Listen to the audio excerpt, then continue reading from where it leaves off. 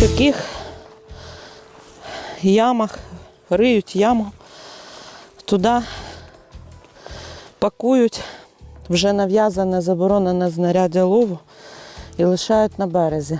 І коли інспектор, наприклад, підходить для того, щоб впіймати, то сітки у браконьєрів на горі немає, він її лишає в березі.